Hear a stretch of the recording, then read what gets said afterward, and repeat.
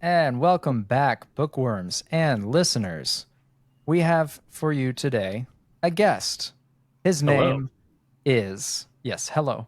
His name is Tom, and he runs the channel Invested in the Cosmere. I am Tom, and I am invested in the Cosmere, both emotionally and spiritually. Very nice. Today, Griff is absent. He doesn't actually know we're recording. He's absent because Tom and I are going to talk about the Cosmere RPG, and I want to be able to, at a later point, talk spoilers for Stonewalkers without any players of mine or anybody's getting spoiled. So we will make that part specifically clear. We'll give you time to clear out. We'll do a little wrap up beforehand, so that those of you who need to leave won't feel left out. And then we're going to talk some Stonewalker spoilers because I've noticed some things and I Mm, need to talk to somebody about them. And Tom, you have put out fantastic content on the thank you. Cosmere RPG. You have done video after video. You've given reviews for the handbook, the Stonewalker campaign. I believe have you done the world guide? Yes, I Yes, have. you did the As world much guide. of a review as I can give on Stonewalkers without doing the same spoiler level stuff. That Yes, video is particularly hard. I What can you say? I appreciated your efforts thoroughly. Uh, you reviewed it based on the vibes, which that's the only way you can do it without spoiling majorly for everybody. And as a GM, I had glanced through it, and I was grateful that you were like, well, if you're a GM, you need to go read it for yourself so you enjoy it at least moderately, and then, you know, we'll talk about it at a later point. That was some clever thinking. So, please tell us about your channel, um, and we'll go from there.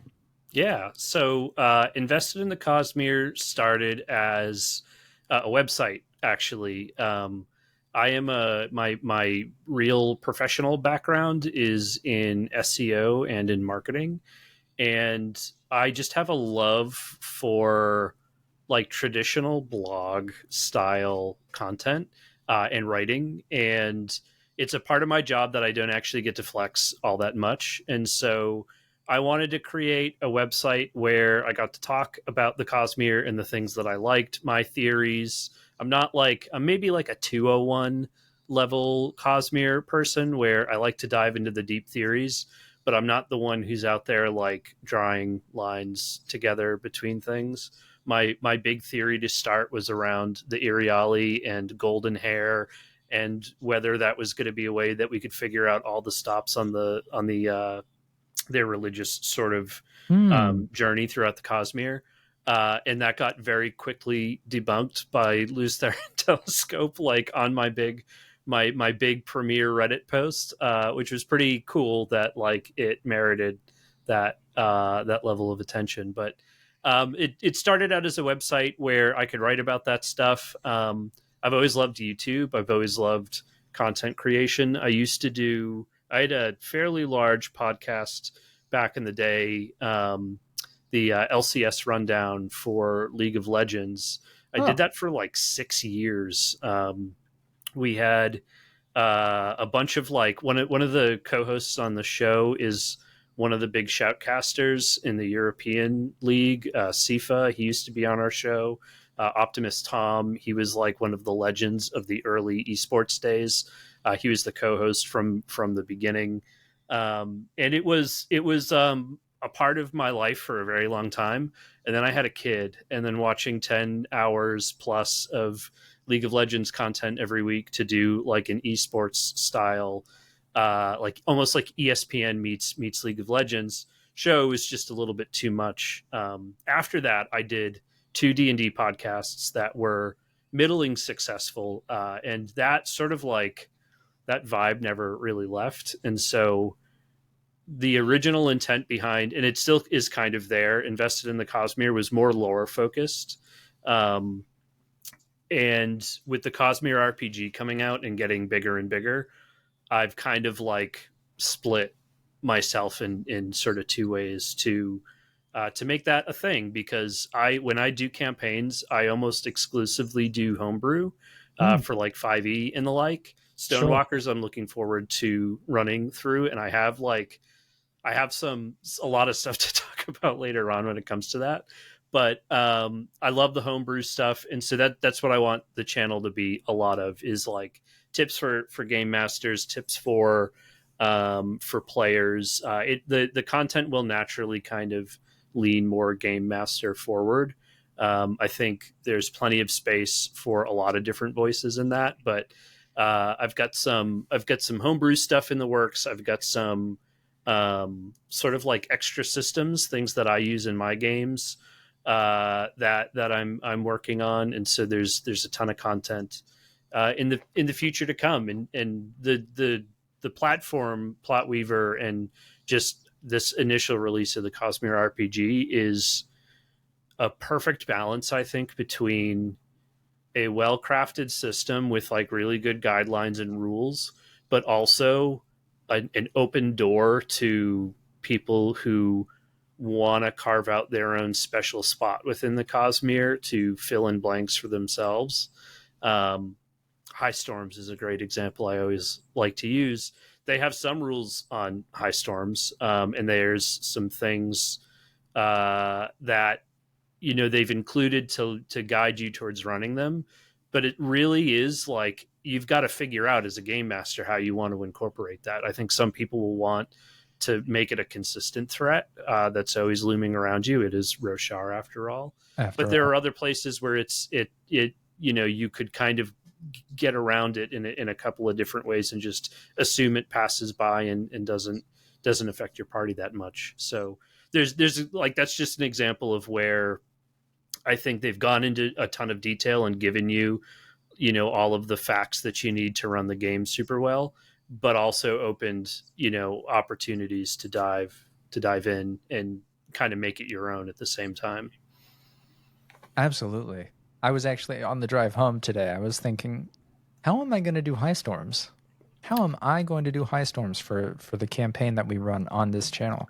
You can go Uh, to investinthecosmere.com and read my article about how to incorporate high storms there you go. I will. into your Yeah. Cosmere RPG, which I wrote based off the beta. Actually, I don't even think I had my hands on rules back then. Oh, I okay. was in the beta, and then they lifted the NDA on the beta, and that's where Mhm. I really started writing a lot of content because I could actually talk about the things that I was seeing. Um, but yeah, I have like it's a sort of regurgitation and contextualization of a lot of the stuff you see on the Coppermind, but it's got, this was back from 2020, actually like a week ago, 2024. Well, So almost a year back, but like really, really fun article to write, diving super deep into the speed at which a high storm travels and thinking through like, well, it takes time to get from A to B in Roshar, and if you've got a high storm coming every 10 days during the worst of the season, like that's a pretty consistent threat. But that's exactly what it is. And so it makes having a party with Radiants who want that Stormlight makes that a lot of fun. But yeah, it's an interesting challenge, and I'm glad they didn't like drown us in detail with rules on these same. kinds of things. Like, you must have it hit every 10 days, and if they're not sheltered, like, your party is dead. That's, no one would like that, and I Nobody. think they gave plenty of space for people to figure it out on their own. Yeah, they really did. Now, I want our audience to understand you as a Cosmere nerd a little bit more. Tell us what your favorite Cosmere work or works are, is or are. I'm a Stormlight first person. Okay. I started I well my first touch point with Brandon was Wheel of Time.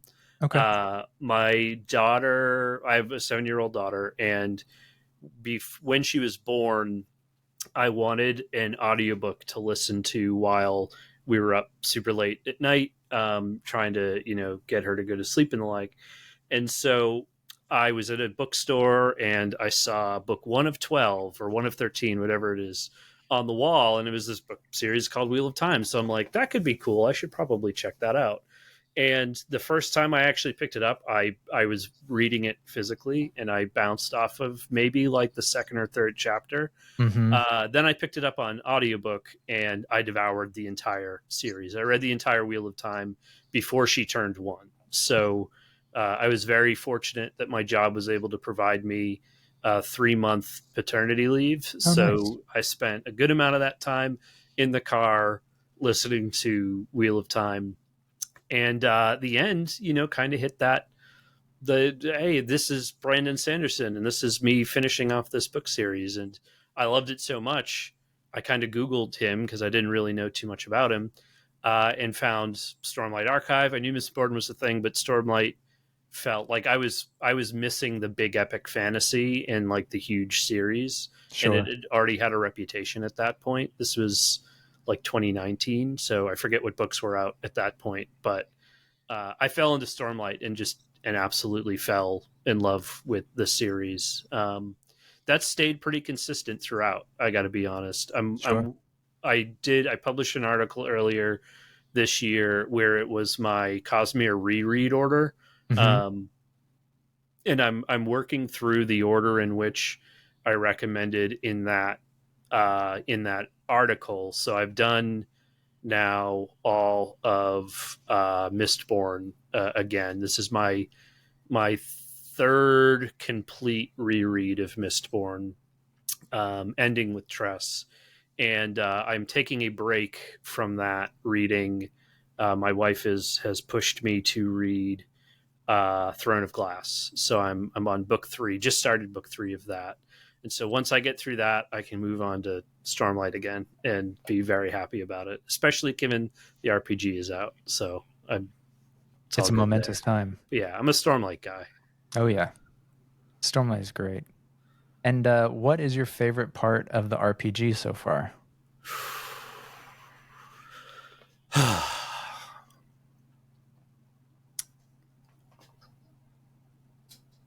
It's hard to narrow it to one. It really is. I was thinking about this when you sent over the sort of some of the notes. I am a big appreciator of fan art, and I get to work with. I've talked with a lot of fan artists after starting the YouTube channel, um, and the life that I mean, the Mistborn trading card game alone was like an amazing sort of like if I could get that just a copy of that to put up on my wall and to have as art around my house, that would be I'd be really happy with that. But the art of the RPG is fantastic, and it really brings to life so many places we just didn't go in the books and don't traditionally get art made about it. Like how many fan art pieces of Kaladin are there? Well, like now we have I can't say spoilers, but like we have places we didn't really go to in the books fleshed out Yeah. that I really love. I mean, mechanics wise, I think the path system is really cool.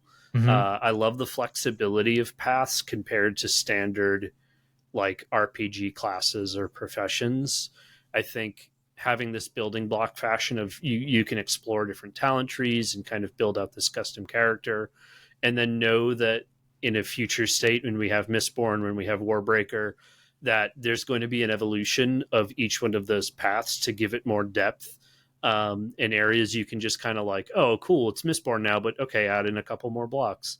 I just think that's really cool. I think it opens up a lot of doors for homebrew that can be in easy ways. Like you can make a talent tree or even just one more talent and call that homebrew without having to like completely architect a class. So it's really cool. It's probably one of my favorite parts. I agree. That's such a good point. I think the character builder that they have on Demiplane, which you put out a video on, um, and I believe you made a hunter, an archer. Yeah, Yes, and then I put out a video making an envoy diplomat. nice. So at some point we'll probably have all of the different different paths you can take up there. Um, and I think we're also going. I'm going to try to persuade the people in my group to walk through character building for them on camera. Um, Nice. really get people into the nitty gritty of decisions made while building your character based on what you're going to play. I love Homebrew that. would be very different than like we're gonna run Bridge 9.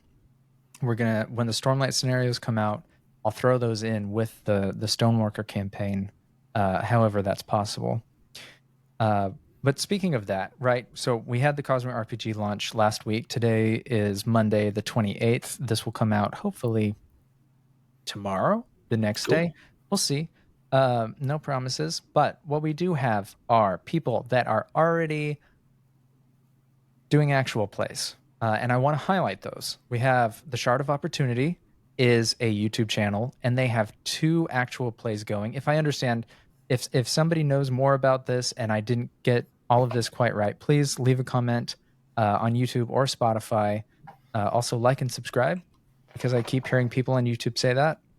Um, so the Shard of Opportunity, they have 2 groups running. The first is Cannon Walkers. The second is Loose Cannons.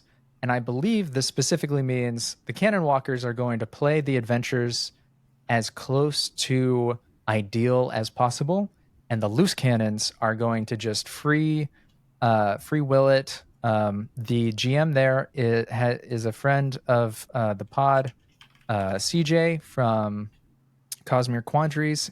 He is DMing the Loose Cannons.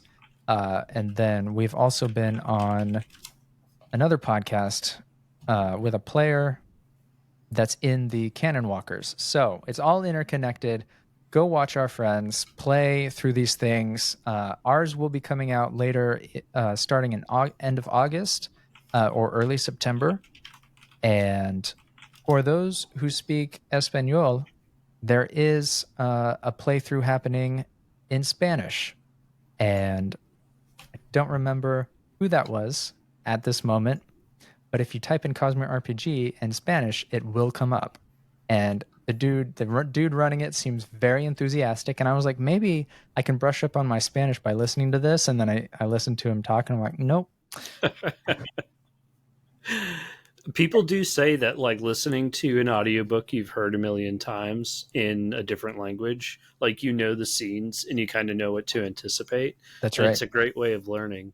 The Spanish Cosmere community is wild. Like They they are. have a Cosmere ES, I think, Mm-hmm. is the group who's behind it.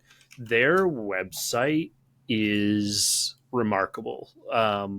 I don't know if you've ever been there, but like they No. have this beautiful interactive map. Some of like the best, probably on par with like Brandon's Own, like the Dragonsteel website. They have just these incredible like interactive charts and great content and the like. I visit it quite a bit to get translations of stuff because there are some things I've had to look up in my own research for my own videos and whatnot that's only available in Spanish because they're the only ones writing it, and it's really fantastic. I actually did a collaboration with the folks from um, Cannon Walkers and their other group. My video on Focus, I had them record an actual play session that uses the Focus system, and they sent that over to me. So check out that video. Very cool. Um, there's also there's a show I came across, the Cremcast. They're on That's right. YouTube, and they're doing an actual play. I think they've got like a session 0 and 2 more sessions coming up. Um, I'd love Very to have the cool. time to do an actual play Yeah. podcast. I used to do. I had a 2 campaigns. One I was a player in, and one show I did. The show that I did was called Dark Spell. I think it's still on YouTube. It was a 5e show that I did with some of the people I played, or I did the League of Legends stuff with, and it's a ton of fun. Um, I like part of me wants to listen into all of these, but just like we were talking with the spoilers earlier, like I almost don't want to taint my approach to the campaign Yep. with like all these other influences and whatnot. And Yep.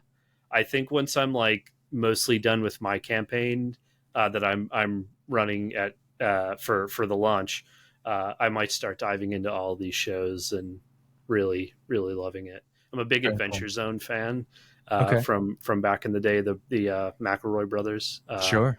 and I love that format for D&D and other role playing games. So I just can't wait. It's going to be a ton of fun. Very cool. Very cool. And for those who backed the campaign and are waiting on their physical rewards, those will ship in September. Mm, They are being fulfilled by Dragonsteel themselves. From the last I heard, if you're in the U.S., obviously they're not going to do it outside the U.S. They already have the partners for that. Everything's looking good. Now I would oop, figure out a you way to let go of cut. that wire. Yeah, I did let go of that wire. Dang it. Now I know some people have thoughts on Dragonsteel's ability to fulfill things, and if you want to hear more of those thoughts, check out the Sandbox. A friend of ours did the Wind and Truth previews with us. Um, he and I are going to talk about that later this week. I think that video will come out sometime this month. I got to find the right spot for this wire so that it doesn't keep cutting out. I think probably right there. Um, but yeah, people have things to say about Dragonsteel fulfilling things, so I'm a little nervous, not too nervous, about the physical rewards in September. I know they're going to get to me. It's just when. Yeah, I've had really good luck with all of my stuff. I ironically most of my deliveries have come earlier than they said it would, which Mm, is like I don't know how that gets messed up, but like I will get a note. My Isles of Emberdark was slated to come in on a Friday, and I got it like pretty much on the day it was made public that it was like releasing. And I didn't do anything special. I was just a regular Kickstarter person, but like the day that they said the distribution started, it showed up at my house. And so I've had like decent, yeah, I know. It was very strange. le- I've had decent luck with things coming to me, but there's always going to be that part of me in the back of my head that's like, if this thing doesn't come right, I don't know what anybody will be able to do about that. But yep. that's how sometimes these Kickstarter things go. I think all in all, we've had pretty good luck with getting things that were promised fulfilled. I agree. Obviously, there's been a lot of challenges around this, but I'm Yeah. optimistic about the future. I hope. I mean, the quality I've seen thus far. I've seen them in person a few times at Nexus, and it looks great. I mean, those were all like production samples, I would imagine, because it was last year. But I don't know. I'm feeling pretty good about it, and I hope things work out for everybody because that'd be a big bummer if all this time in anticipation and it doesn't meet expectations. That But would I have a be. hard time believing that it won't. I don't think it. I think it'll definitely meet expectations. Um, that Brotherwise fulfilled on the miniatures campaign really well. Mm. Um, as as you can see, I'm It's I've the got one. It's the one thing I haven't let myself buy. yeah. I got it. I got it with the Kickstarter. Like I got everything you could. I was pre-order number 53. I was You were after right the there. the Nexus fulfillment conundrum, which I did not get World Hopper tickets. Yeah. I didn't get World Hopper. I didn't get VIP. It was very sad, but I did not let anything get in the way of me in the Cosmere RPG pre-ordering. So I took the day off work, and it was almost anticlimactic when I just went on and it worked like Yeah. right away. No load times, no issues. Like it, I was pumped Yeah, that I yeah. got everything, but Otherwise, yeah, it's been great. Yeah, we'll see. We'll see how it goes in September. I'm hoping for an early September, but I'll take it whenever. I got Isles of the Emberdark pretty early, but I've heard that some people still haven't gotten theirs. buddy of mine has not received his yet. Yeah. Yeah, which it took a while for me to get. I did the can't really say the I did the Sylphrena and the pattern flushes. That took a while to get, and in hindsight, and even now, I'm not a big complainer. Um, I got them. Just felt like it took a little longer. Mm. Maybe people have more of an issue with that. We'll talk about it more on the sandbox, or I'll talk about it more with Trevor on his channel. But what are your thoughts on the digital pre-launch? Because there's been something tickling my head that Mm. it's just something about it is novel, and I'm not sure what I'm feeling there. So what give me your thoughts. So it was kind of an interesting time for me because I said this in my videos, so it's certainly not news by any stretch. But like I got access to some of those materials early because I had reached out like forever ago to ask for review copies through their forum. I think that's how that happened. I don't think it was because I was out there making content. I asked and they said yes. So I had all this stuff, like not everything included in the digital edition, but a lot of it was already in my hands, and so that like day one distribution, it was interesting how things kind of rolled out, how some stuff came in earlier. I think the platform, like the backer kit platform to deliver this stuff, is a little clunky. It's a good word Like for it. there was waves of materials and the like coming out, and as somebody who watches this stuff a lot and has paid a lot of attention and has nervously checked their pre-order multiple times, I wasn't even 100% sure of all the stuff that I should have been getting. um, Yeah, so I've dove in. I've obviously looked through all the stuff. I'm hoping my 3D printer has been laying dormant for way too long. I'm hoping this week to get that thing kicked back up so I can start printing some of the SLT files that I have. But the PDFs I think are pretty good. It's definitely, I think a lot of people have a lot of different ways they like to have these materials on hand. certainly. Um, and I have software that fully takes advantage of all of the interactive PDF mechanics. So Hmm. like I can click on chapters and links and move around to things and like leave notes and do stuff like that. And so Mm. that, and I also use Demiplane as my Roll20, and Demiplane is my virtual tabletop. So I love Demiplane. I did a video that create a character video. I want to do more stuff on that platform in particular because I think it's helpful. Um, but like I went away this past weekend, and I brought my Kindle with me with the content loaded on it so that I could do some reading up on a video I'm working on. And it just wasn't, like the PDFs weren't super useful. Like having to scroll through it and change the page number and constantly reference back. I am you can't see it behind me because it's a mess back there. But like I am looking forward to having the books and being able to leave like sticky notes and flip Yep. through it. Those are my thoughts. Pretty much the same. I really am keen to have the book in front of me when I'm running the campaigns and the adventures. I'll have the books in front of me as a reference. Although I did, of course, get the Roll20 Mm. as the GM, so I will also be using Roll20 in Demiplane. And Roll20's incorporation of that makes it very simple to look things up. Love it. Is great. I'm also going to have the physical book sitting right next to me. Yep. There's something about tactile. Maybe it's the memory, whatever goes along with that. Definitely looking forward to that.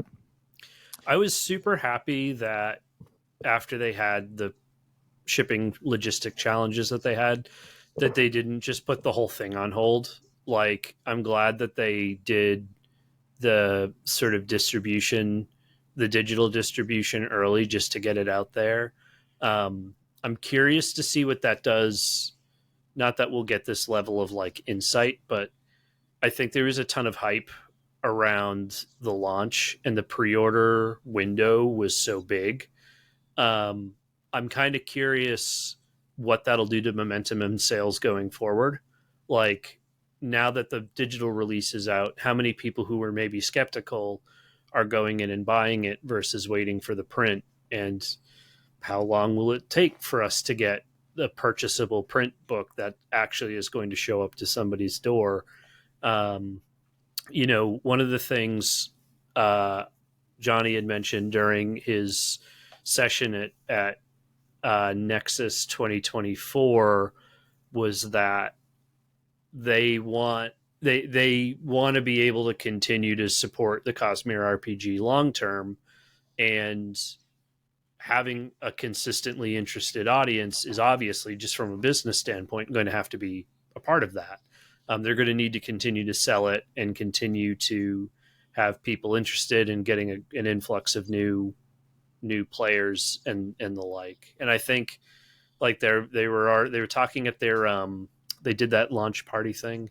They were talking about new content that's coming out soon, but trying not to like step on the campaigns that are already running. So it'll be interesting, and I feel like Mistborn is next year. That's I right. that is right. Yep. I have not been looking into the Mistborn stuff too much because I'm a Cosmere, or I'm a Stormlight forward person. I'm going to play the Mistborn campaign, and I've got some questions I want to ask the Brotherwise team when I see them at Nexus this year. But yeah, that'll be interesting to see the pace that they set, and Right. whether they announce Warbreaker is going to be the next thing or not, because we all know that it is. We all know that it is. Is that how sure are you on that? Every time I've heard them bring up the question and ask fans, like, it wasn't even close at Nexus when they did their Oh, chat. okay. People went crazy for Warbreaker. I think it is also, in terms of the Dragonsteel team's use of this game as a way of canonicalizing details they can't otherwise through the books.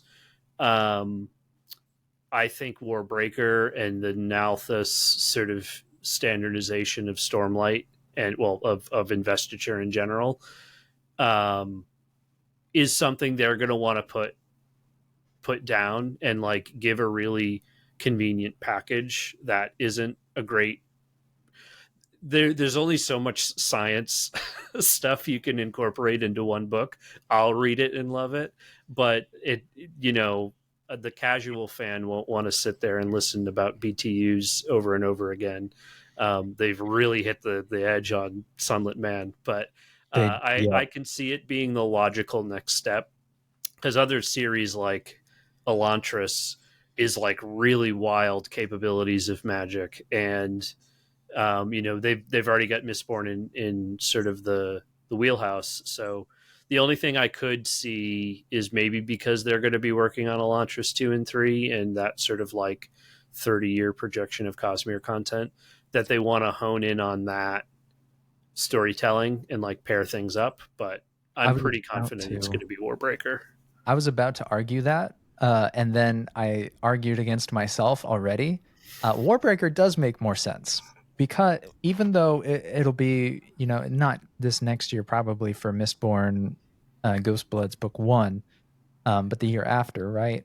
Um, and then there will be Elantris 2, then Mistborn Era 3 book 2, and then Elantris 3. Even though it would make sense to launch an Elantris world guide and campaign, and whatever handbook supplement they'll do with that, with the Elantris 2, absolutely it makes more sense to get the Warbreaker in there, get the BEU set up, and we don't know what Sanderson is going to do with book 2 of Elantris, and it would make way more sense for him not to tell Brotherwise as much going into Mm. that versus Elantris 3, where he's like, okay, you've seen what I did with Elantris 2. You definitely need to incorporate that. And here's where I'm going for Elantris 3. Now you have way more time to get the world together for that. And then they're potentially going to do White Sand, maybe. Mm. And then they hinted at the start of this Cosmere RPG, a world hopper sort of specific book. I don't know. I mean, that it would be, I feel like it would be very easy for them to do a sort of rolling, here's two or three planets that we've seen. Here's the magic. Here's how that works. It's a world guide, a handbook, and maybe even adventure all in one for three or four different planets.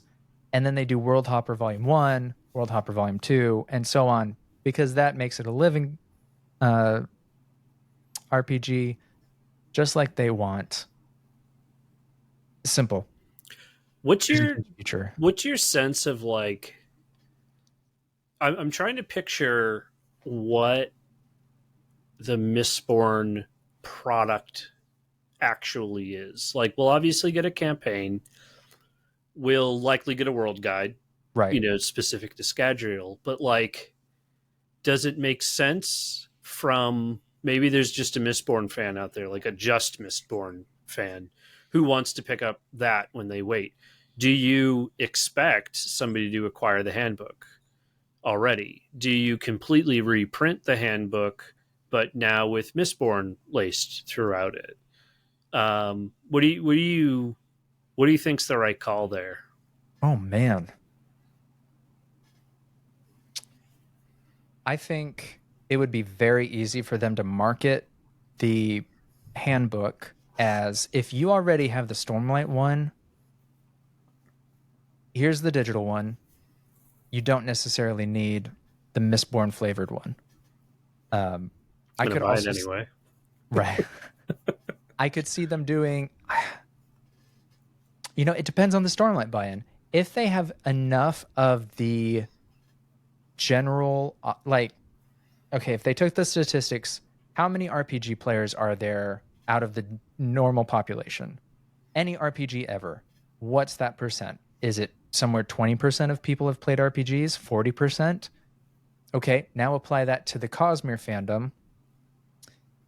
That's how many people we should expect to play the Stormlight world with the Stormlight World Guide and the handbook.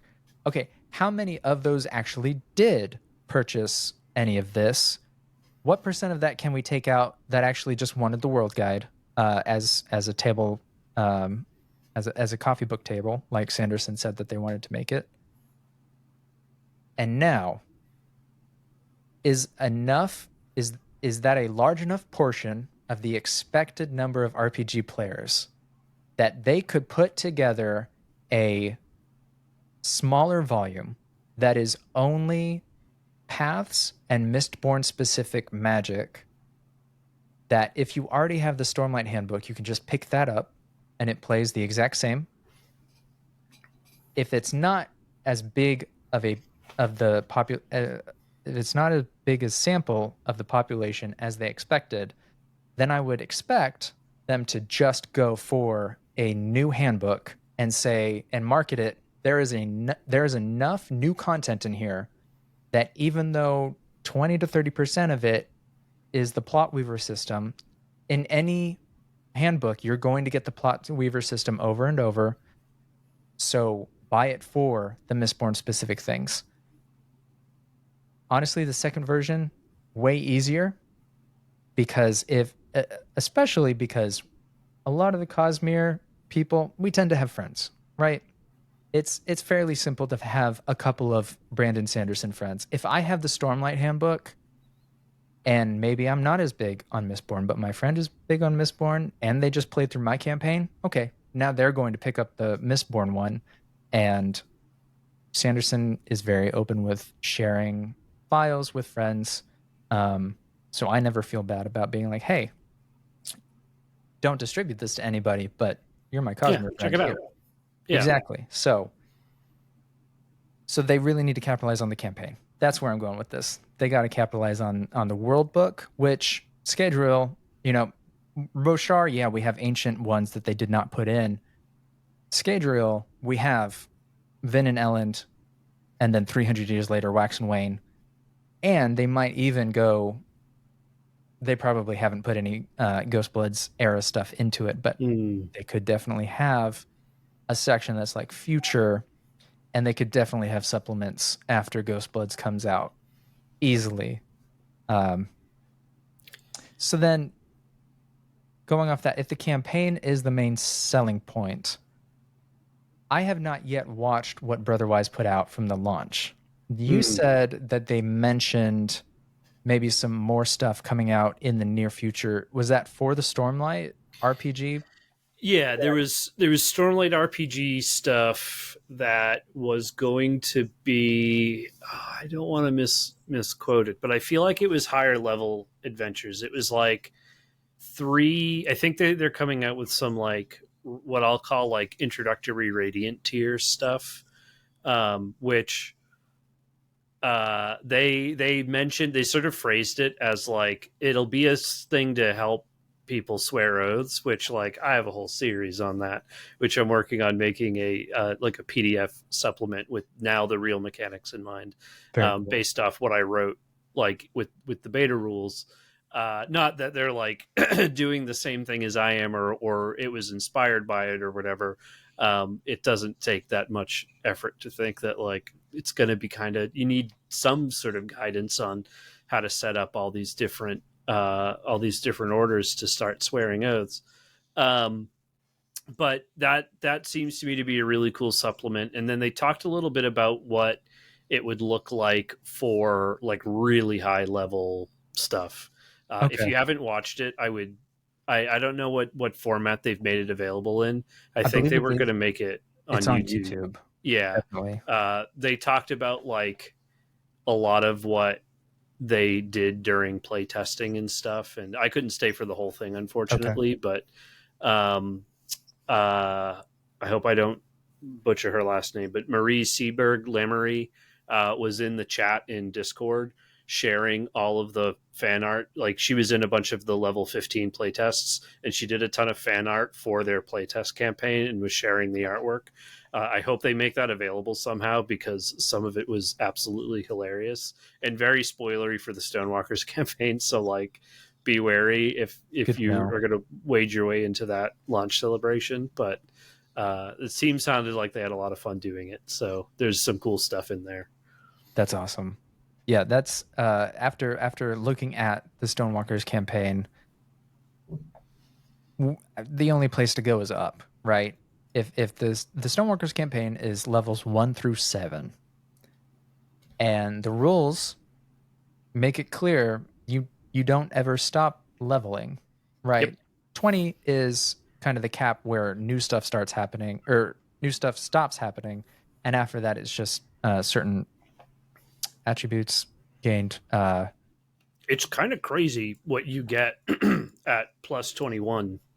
Um, I've got the all the books up on my other screen. The advancement table for it, where God, it's going to take me forever to actually find it because I opened up the world guide instead of the handbook and skipped right over the introduction. Um, I think when you have people going from Stormlight into Mistborn, Mhm. it is going to be a really fun system to start mixing and matching the different magic systems together. I don't know that we'll have like a really solid in canon example of what happens when a radiant like gains Mistborn capabilities.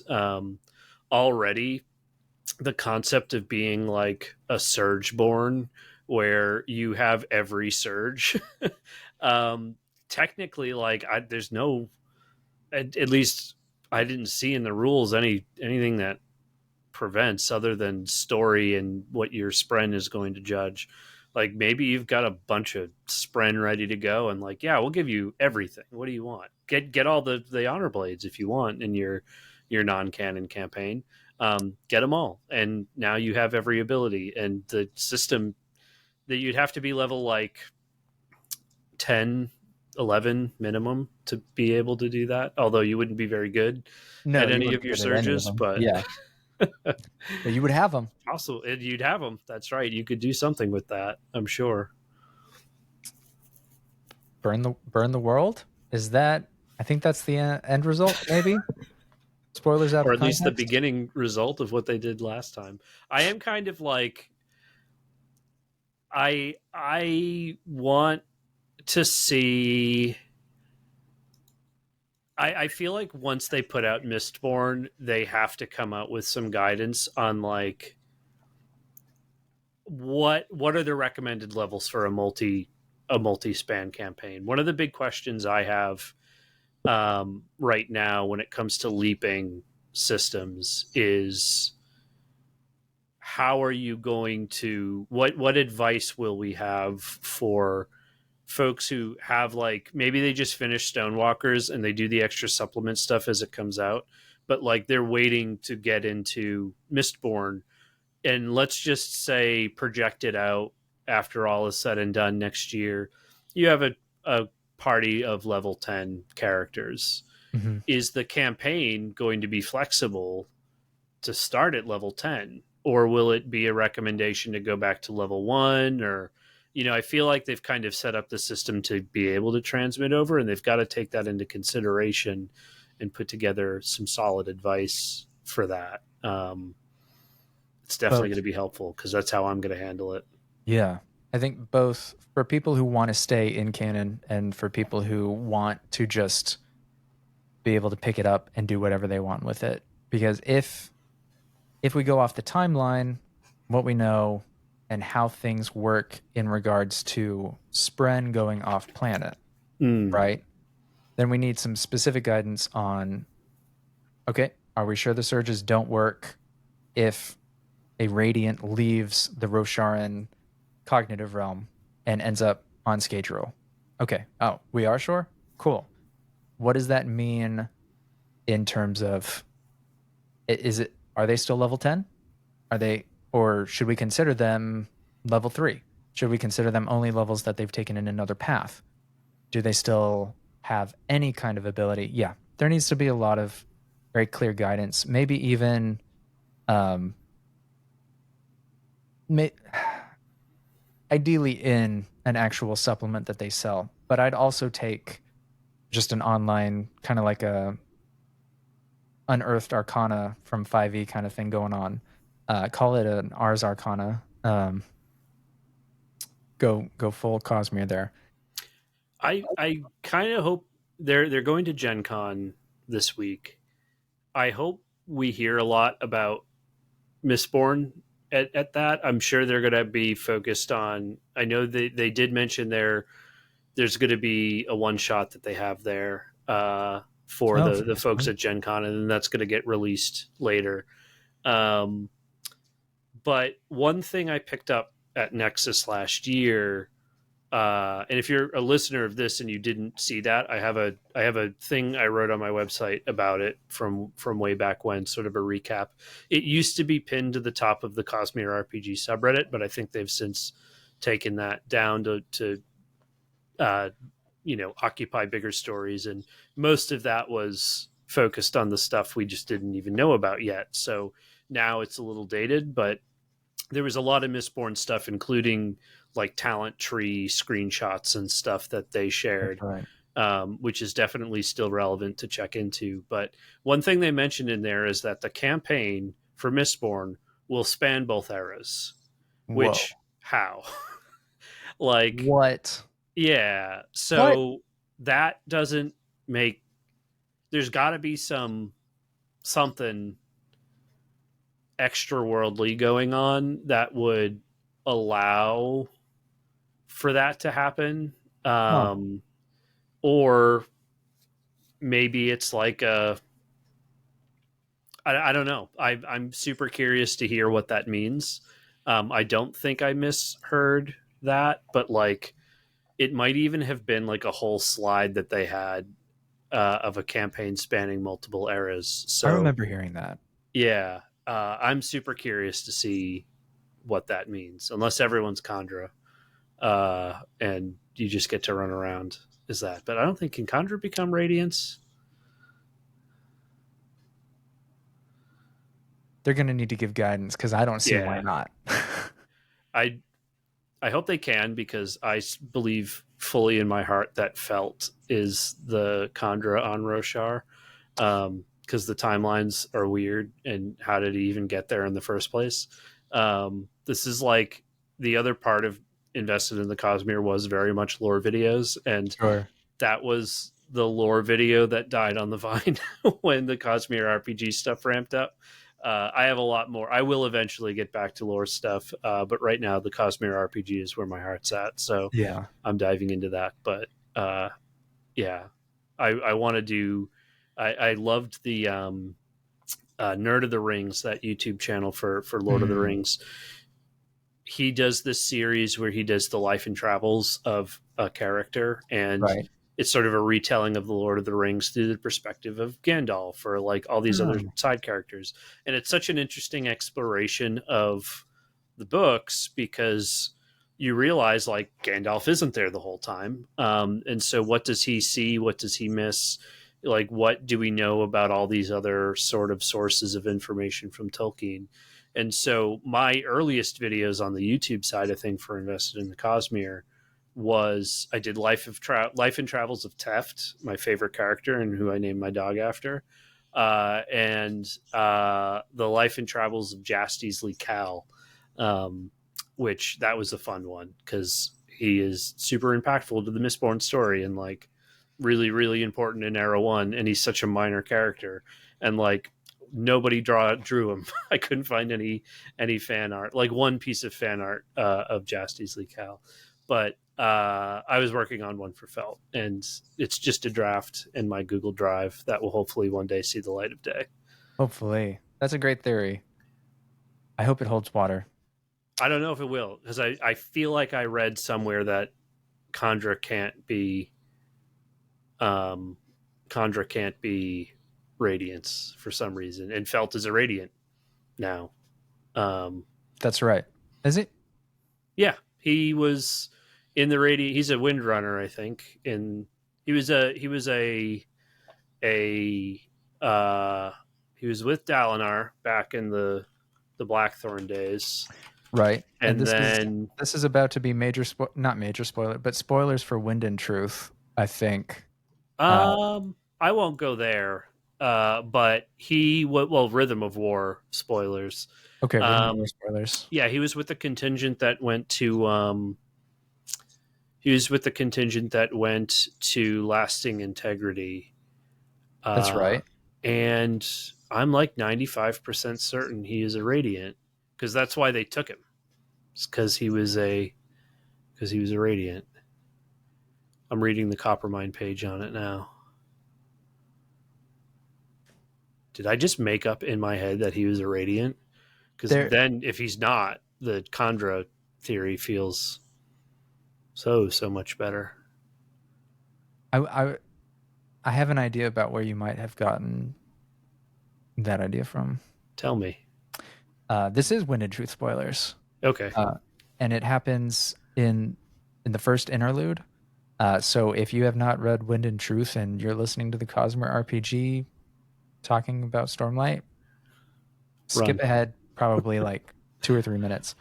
Um, in interlude one of Wind and Truth, which is from Kalak's POV, Felt uses the curtains of, I believe it's the curtains of Kalak's room to bind him up, and Kalak thinks that Felt is a stone ward because it's the same kind of thing that a stone ward can do. But I'm pretty sure he was using breath. Interesting. You know what's hilarious is I don't remember that scene. I haven't got, like, I want to get to my Wind and Truth reread, my Yeah. whole Stormlight reread, because I read Wind and Truth what it feels like what was a blur. Yep. Um, Same. but I hallucinated. I have to believe I'm like reading this thing over and over again because I want to remember what made me think he was a Radiant. I thought he got on to the expedition because he was one of the Windrunners. But maybe I am totally making that up.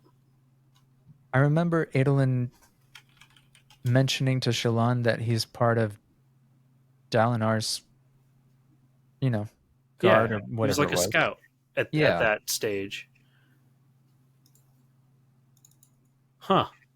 Well, now I'm gonna need to like actually rehash that whole video because now I really need to know is Felt the Conjure the whole time. that'd Certainly be. makes sense on why he's still alive, but It would. It would make sense. I mean, super invested people can be, but Sure. like he was just a dude that worked for Straff Venture, like. And you know what? I'm feeling really good about this theory now because he was the spy. Straff had Condra that worked for him. That was alluded to multiple times. There's threads You got to here. make the video, man. You got to make the video. I'm back on the lore train. Forget the Cosmere RPG. We're going back. The big Definitely. video I hope to release uh prior to Nexus, although I'm like the fact that September is almost here, like we've got what August coming up and then the physical books will be here and it's a whole different thing. I've been working on for a very long time a military history style video for the Battle of Thalen Field Oh because that yeah. is my all time favorite like sequence in the entire books, and so I'm working on peeling back the layers of like all the different threads that lead into that battle and just how embarrassing it is for Odium and how great that is Hell yeah. because it's remarkably good. I love it. That's fantastic. Let's talk briefly about fan made content, and then Yes. we'll talk about Stonewalkers for a bit. Fan made content. They've come out with a specific policy, which is no selling of Cosmere fan made content. How do you feel about that? I mean, I won't lie that I hoped to sell content, or maybe not sell content as much as it was going to be like a do a Patreon Yep. thing and maybe give access to more stuff. Um, I understand it's not really like it's not Brotherwise saying don't sell our stuff. I mean, they're making Plot Weaver open source, so I don't think it's definitely a Dragonsteel thing that they don't want to do. And I understand it from the perspective that you can't use this as a method of making paid fan fiction, right? Because like Right. if you wrote your own story set in Stormlight of a bunch of stuff that's happening just off screen, right, for throughout the Cosmere, and you tried to sell that as a book, they'd come after you for copyright infringement because all of those characters are protected entities and the like. On the same token, though, if I draw a picture of Kaladin and I want to sell it, there are very specific policies and guardrails that surround that. But like, there is an approved fan art sort of policy there, and if you go to Nexus and you go down the exhibitor hall, you'll see plenty of people doing just that, like selling their fan art and the like. Yeah. Um, so it seems like it seems like it's the initial line they have to take to stem like a bunch of people going in and making um, a bunch of paid stuff and confusing the products that are out there. Um, Point. I don't know how much that happens with D&D and other things where people earnestly buy something and they're confused about whether or not they bought the full official version of it quite yet. I don't know if that's a thing or not. I'm Uh, not sure. but you know, I'm supportive of it. I think it's something that should change over time, and it should evolve with the plot weaver system and as the Cosmere RPG gets older, because games like Dungeons and Dragons have lasted as long as they have because there is a near infinite amount of content out there for people to get their hands on. And some of that stuff is premium. It's paid and it's really high That's right. quality as a result. And I think there's definitely like there's already people um, making really really good fan content, and there's even spaces they've carved out in the Discord specifically to discuss these things. So I think there's a willingness to embrace that sort of part of the fandom and to put out tools and resources for people looking to do that. But there's some there's some guardrail stuff that they've got to work with Dragonsteel on to make it more accessible to others. That makes sense. Well, we're going to do a fake wrap up now for those who should not tune in for our conversation on Stonewalkers. So, Tom, thank you very much for Thank coming you. on Silverlight Guide to the Cosmere. If there was anything you were going to leave our audience with, what would it be? Um,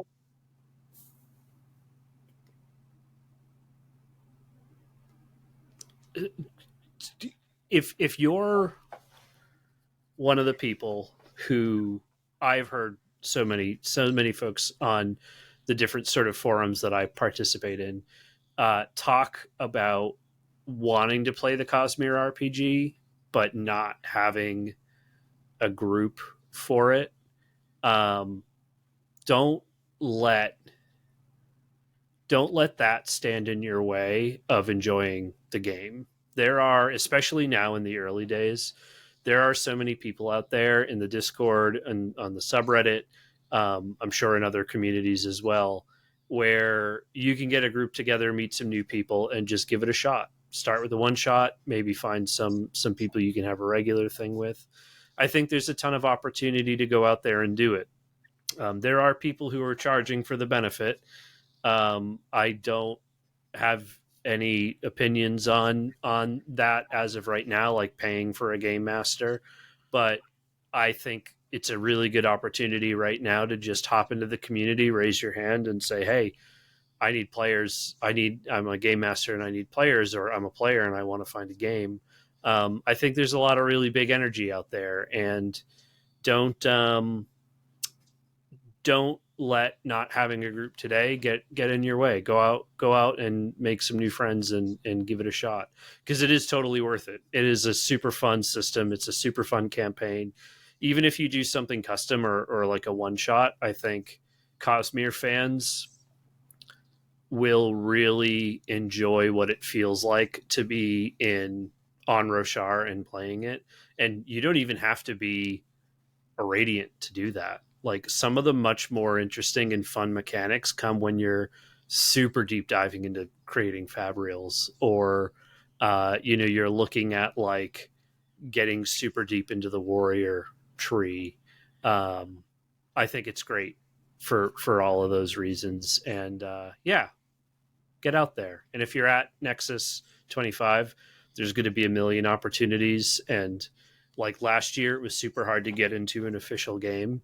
But there were also people playing the Cosmere RPG like in my hotel lobby. So Whoa. get out there, meet some new people, and have some fun with it. It's going to be great. Very cool. Those are great last words. And so now, if you are going to play the campaign, or you're going to read the campaign book, or you're not sure if you're ever going to do those things, just press next. Press whatever button takes you to the next thing that is not the rest of this episode. If that's the back button for you, press the back button. I'm going to give you like 10, 15 more seconds to press the pause, because I know you can do that even when you're driving. Just press pause. Turn the volume down. You have another 5 seconds. You can turn the volume all the way down. You are going to be spoiled. I am not going to hold back. Tom is not going to hold back. It's We going are to feel going. good too. Yeah. We're going to spoil $60 worth of content and hours worth of content. Are you gone? If you're not gone yet and you know you're going to play the campaign, and especially if you're one of my players, I will kick you out of my group. I have absolutely no qualms. I do not want you to ruin this for yourself. Okay. You need Okay. to you Go. need to install like a dead drop where we'll come up with some sort of fake detail that you'll incorporate into your campaign as something different. But if they're like, "Oh, I go through the left door," you're like, That's "Ha, you listened." Your character dies. yeah, your character immediately smitten by odium out of nowhere. Okay, I think we've given them enough time. I think so. Give me your thoughts, man. What? Okay. So I will start this by saying I don't like campaign books. Uh-huh. Um, I Uh-huh. think even this campaign, which I think is good. Let me just start off at the front saying that like it's a cool Cosmere story. It It's a really is. fun way to explore it. They give you a lot of detail in places and not too much detail in others. That I find it's going to be interesting to see how brand new game masters Mm, handle it because they give you a lot of really good detail and a lot of like really strong advice, but there's also some places where they kind of they're calling back like, oh, if this happened in chapter 4 then you'll be able to do XYZ, and players are crazy, they're going to do a million different things. yep. um and so, I like what chapter is it? The chapter where you leave Rathalas and then you go down the river, which I never realized, by the way, that Rathalas was like I I hand drew the map, Roshar map and Incarnate, so that I could have an 8K version of it and do fun things for my channel with it. Very cool. But I never realized that Rathalas was connected via water to the ocean. Huh. And that is how we leave Rathalas and then make our way down, depending on exactly what path people take and how they go about it. But like that whole chapter where they're just like, "Oh yeah, you're gonna go to Karanak and here's some stuff that's happening." Anyway, you get on a boat. It's like that. It could be that quick, right? Like it could be that simple for some players where it's just like a quick resupply or whatever. Maybe you Right. chat a little bit, but then you go on. But if I'm a player in that, like let's go. Like where can I get a boat to Carbranth here? Like can we go to Vadenar?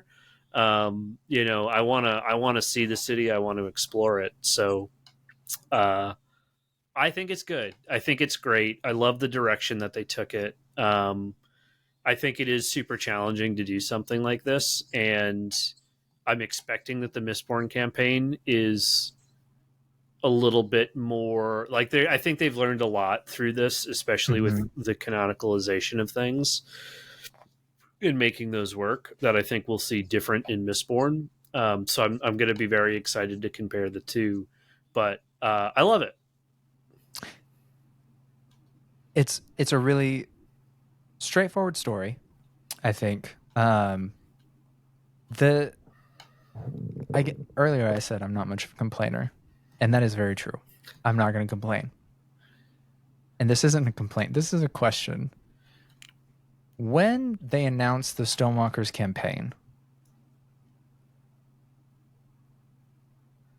I remember Nightblood featuring heavily. They've Right. addressed it. They addressed it? Yeah. This I actually, when I did my video on what we know about Stonewalkers, I even mentioned Nightblood, and people went into the comments and corrected me. It was supposed to be about what happened to Nightblood, Yeah. and then they realized it wasn't going to be in the right place at the right time, and so they changed it to the Ryzium dagger. You still have a stat block on Nightblood, which is cool. You have that from Chasm Fiend Magazine 1. Well, that's useful. It's not in the right place at the right time. Yeah, They couldn't they have, couldn't make it work canonically. they couldn't have just, I don't know, moved the campaign a little earlier. I wonder how deep in the process it was, I've it, hmm, because it seemed like it was pretty far in to what they had already built and written. Um, but yeah, it. I think this is a good break check for them to have early on. yeah, Like, no, you can't break canon, and you do have to make it work. And here's Dragonsteel. I don't think it was like an antagonistic thing or whatever, but I think the comment actually came from their internal, like, cross-checking people, right. like fans and stuff who had volunteered to be a part of that. um, and yeah, it didn't quite work, but uh, I was equally. I wanted to know. I still want to know how, why Nightblood is on Roshar, I and we'll have to wait a little bit longer. I'm gonna have to do the math. I'm gonna have to go through the that interactive maps on the Coppermind, right? Uh, Yeah, well, 17th shard, but 17th chart. Thank you. map of Yes. Roshar. I don't think Nightblood is, or Vasher is on the list of people you can track. Oh, okay. What a great tool, though. I don't know. Have they updated this with? They haven't yet. Um, they haven't put in Wind and Truth yet. Update, please. Right. It, I'm really just I just want to know why it doesn't line up if Nail at the end of Stonewalkers has Nightblood, why doesn't that line up? I think it has to do with how Nail shows up when you're in Emul and like making Tukar. Oh yeah, no, you're going across Emul.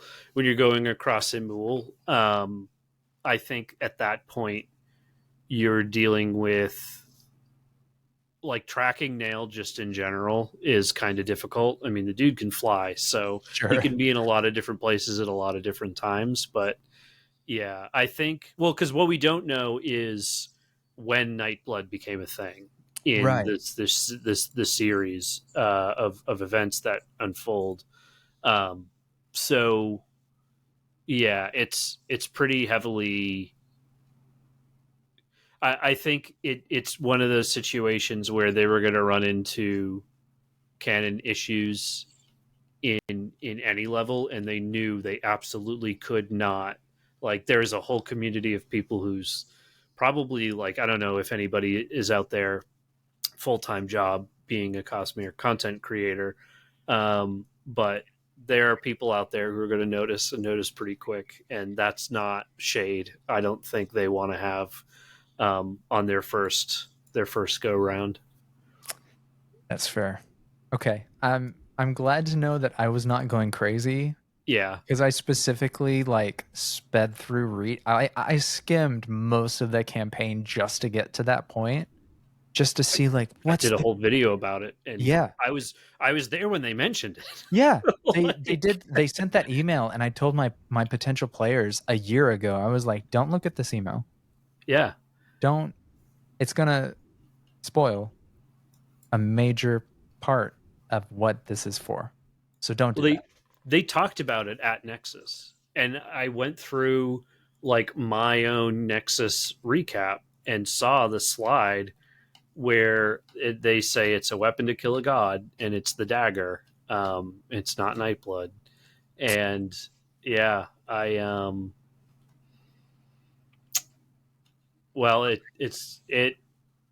would have been really cool to have it be a part of it. It would have At the been really same cool. time, like, I'm already a little weird on the shard blades. Don't feel right yet, I don't Nope. think, because they're very much like, I touch you and you're dead in the books, and in Yep. this it's like, maybe you die, maybe you lose a limb. And so I Yeah. think having Nightblood and just the player character killing ability that Nightblood would have, is maybe a little too powerful for the setting anyway. And so, I mean, let's be real. We have the stat block now. If you want to put Nightblood in the campaign and just change out the dagger, you can totally do You that. totally could. I might, but actually, I And you want it to should. be. I want it to be as true to the campaign as possible. Which so you had this magical word that you used in your review. You said the word canned. You called it a canned. I forgot if you said like book or campaign, and I was like, "That's you got it. You got it in one." It is heavily railroaded, right? Um, even so, I haven't looked at a ton of campaign books. The stories that I've come up with have mostly been homebrew. Um, the ones that I have looked at, the ones that I've liked the most, have a lot of different branching options Mm, that ultimately end up near the same place, yeah. right? Like you're railroading the player, but you're doing it in a way that lets them choose how they're being railroaded. Specifically, oh, I was just looking at it. The 5e campaign Dragon Heist? That one? Yes. Yeah. That one and I think Storm King's Thunder or one of the other ones. Like it's not like they were overly complex with a branching tree that went on 32 levels, but there were a lot of different options that Mm. players could choose. And so I looked at this and I was like, step 1, step 2, step 3. Okay, there's no branching here. Step 4, step 5, step 6. And then they're done. Okay, that's so if you're a GM and you've read through the campaign or you've decided to listen to us talk about it even without reading through the campaign, there are things you can do that make it feel a lot less railroaded. Mm. And that is coming up with your own branches in response to what your players are wanting to do. That's mainly it, right? Your players want to do something, you let them do it, and whatever the book said to do next, you kind of throw in whatever actual facet was needed to that part, right? So don't be intimidated, don't get frustrated if your players, like Tom said earlier, at the end of Rathalas, where are you wanting to go? Well, can we go to Vadenar? You sure could. And on the way there, you get not maroon, but your shipwrecks, and you're picked up by people going over here, and they are not willing to take you anywhere else. That's a little more railroady, and then your players would probably try to take over the ship. Um,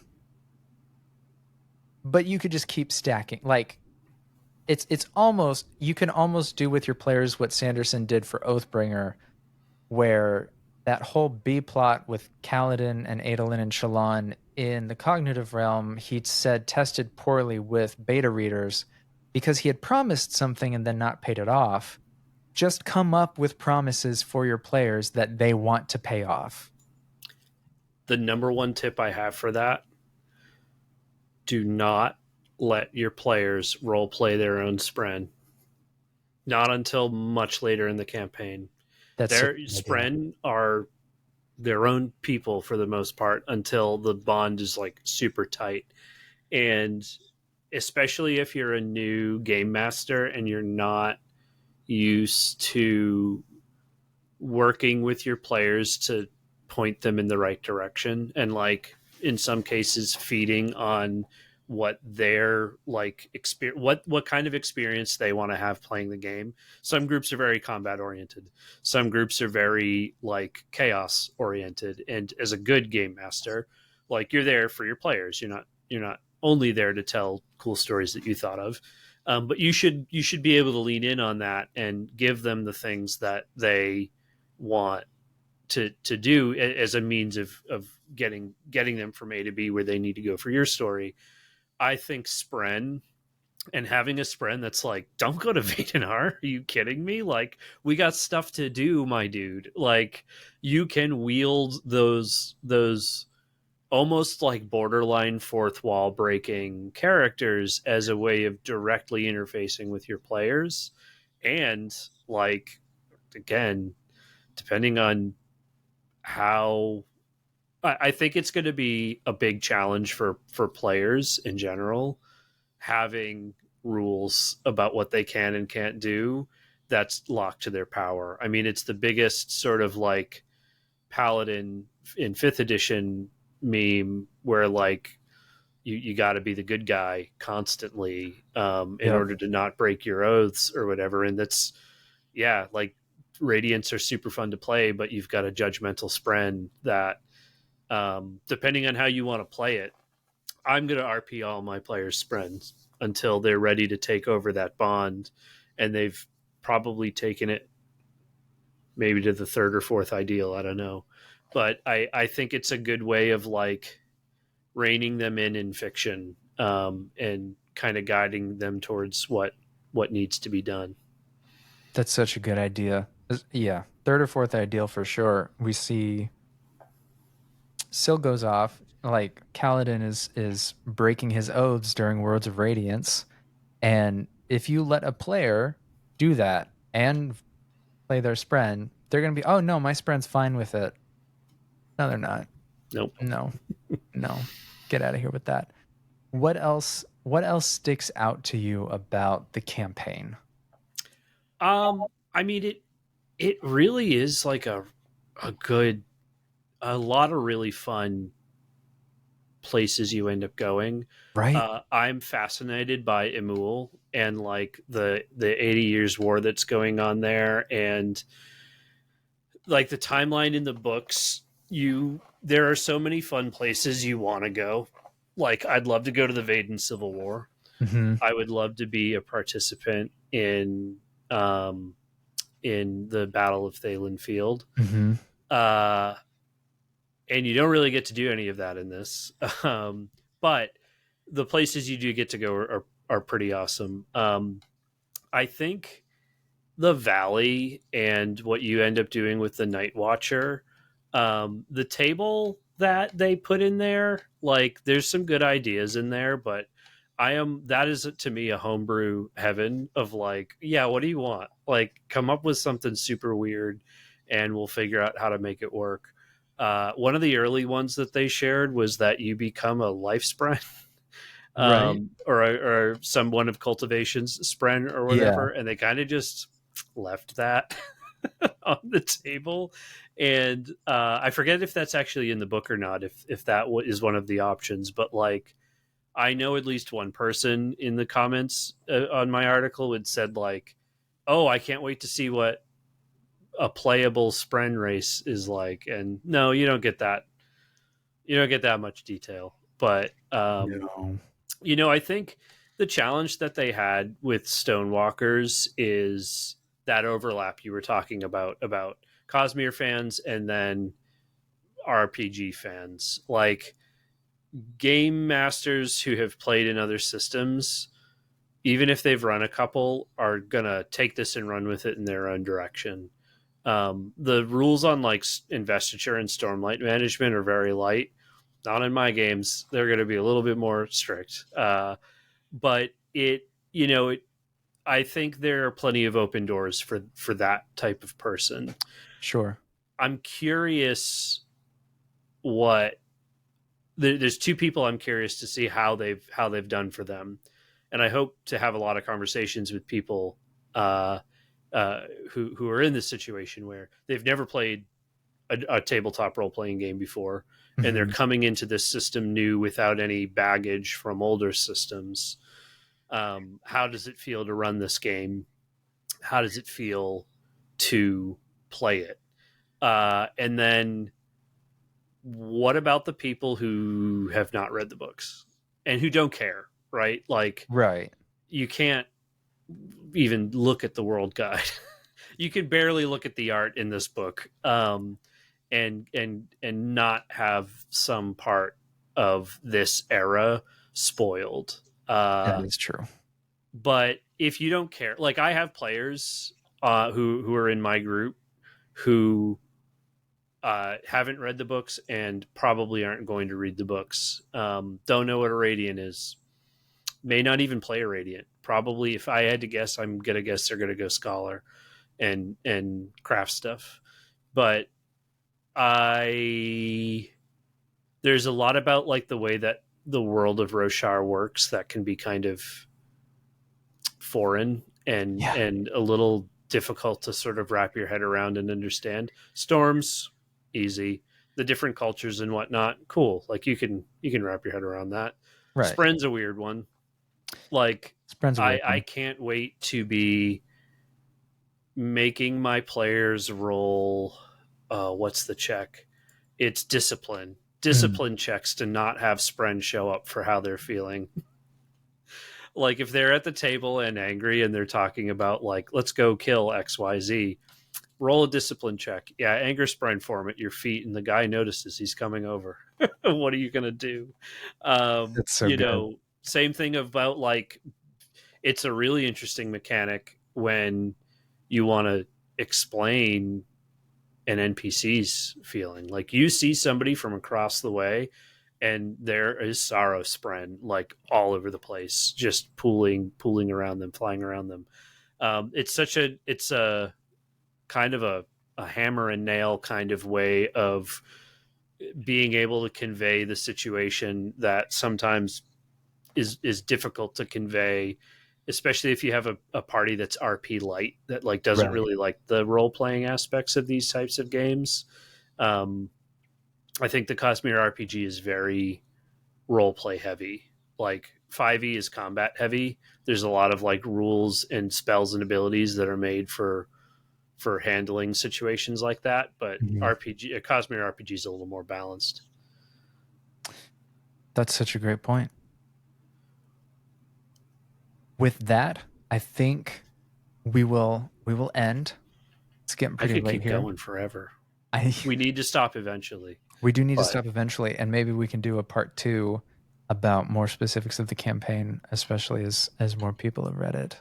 I would be super interested in Yeah. doing after we're both done with our respective campaigns. Yours is going to be televised. Me is mine and my. I have a cult at work that Very nice. I have been slowly dragging into the Cosmere, and so those I'm playing with that group.